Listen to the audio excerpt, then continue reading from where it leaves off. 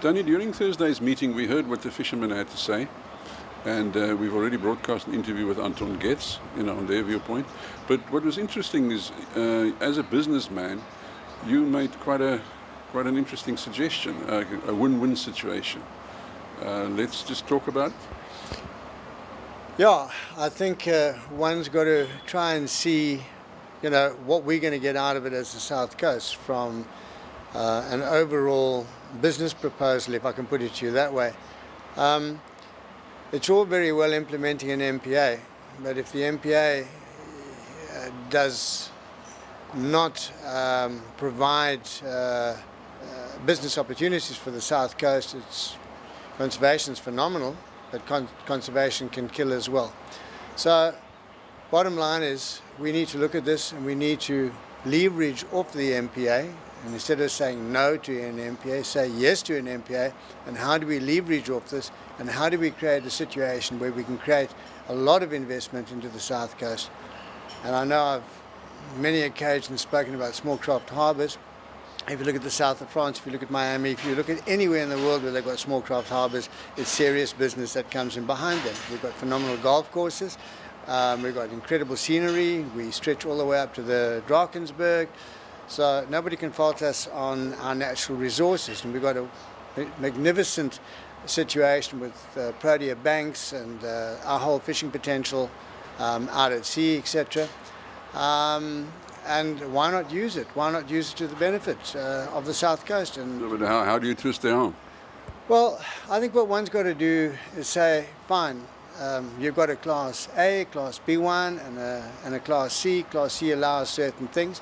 And the most important thing is with an MPA, and that is that you've got to be able to patrol it. If you don't have easy access to the sea for decent patrol boats, you can't patrol it. So what's the point of having it?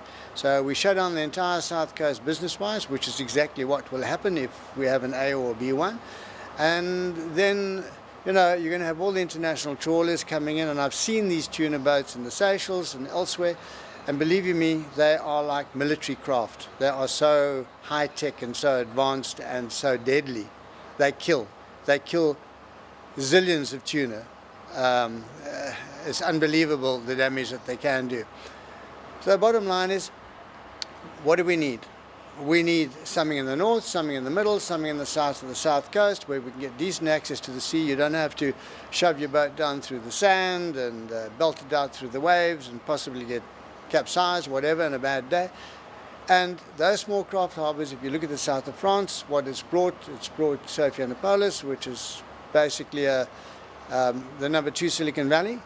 We have all the toys for the boys. Well, we have all the best weather, and most probably some of the best weather in the world from the South Coast, not just South Africa. And we also have great golf courses, great beaches. Our municipality has roughly about 85 kilometres of continuous beach. So chuck in a couple of small craft harbours and you watch big business investing in this area.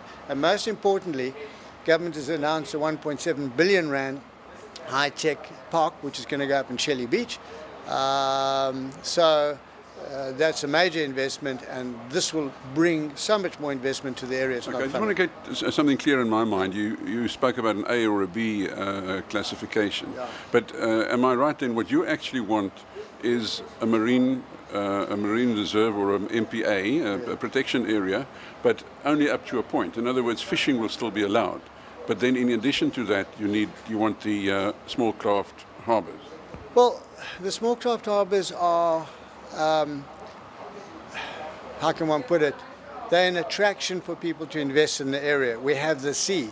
Now, if we are going to have a sea, and that allows pelagic fishing, certain amounts of bottom fishing, and one can look at the whole process and look at the marine stocks and say, well, what's going to work for us down here? Let's find a win-win. Let's find out what's going to work for us, and let's find a way that we can have proper patrol boats, Navy possibly, hopefully, which we can then accommodate in these small craft harbours, plus the waterfronts that are going to come with them. And I think that's going to be a massive win-win for the South. Okay, but I mean... And it's not a figment of my imagination. It works all over the world. Okay, let's say fishing is banned. Well, do you want? No, number one, if a Class C, I'm told, allows pelagic fishing, but no bottom fishing. And I think we have to actually go and do our studies right now before this comes and dumped on our shoulders, and we've got to understand what we want to see out of this lot, and then take what we want to see out of it to the economic department in KZN Parliament, and say to them, guys, this is what we believe will work, and it'll accomplish both. It'll be an MPA, which from a tourist point of view would also be good, because people say they're protecting their marine heritage, and it will then allow us to build on this and create a whole new economic process on the South Coast for investment. You are on the committee, and obviously you're going to punt this and push it through, or try and push it through, or get consensus on it in the meantime. Well,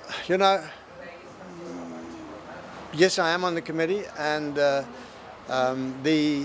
when the KZN maritime policy was put in place, the South Coast, believe it or not, has been included, and they've mentioned this is the area for small craft harbours on the KZN coast. So why not, capitalize on that? But the obvious reason now is why would they go for that, the KZN, the provincial authority?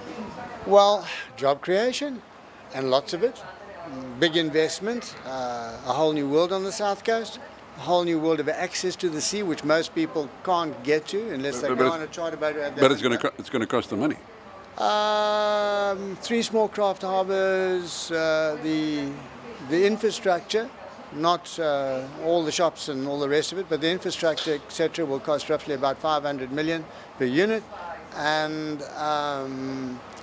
if one looks at the investment that's being funded through the European government for the high-tech centre of 25 hectares of development, believe you me, the MPA will create a lot more jobs than that will, and that's a 1.7 billion rand process. So that's 3 small craft harbours wrapped up in one, with about 200 million rand left over Tony, for petty cash. If you guys can achieve this, everybody's going to stand up shouting 3 cheers. Well, we've got to try. If we don't try, we're not going to get there. And this is the problem. We can't just sit back and get, as they say in Afrikaans, ons moet sommer 'n klap deur die gesig vat en niks daaraan doen nie.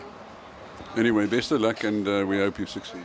Well, I think we're going to have a very strong committee, and we're looking forward to the challenge. I think it's going to be a lot of fun.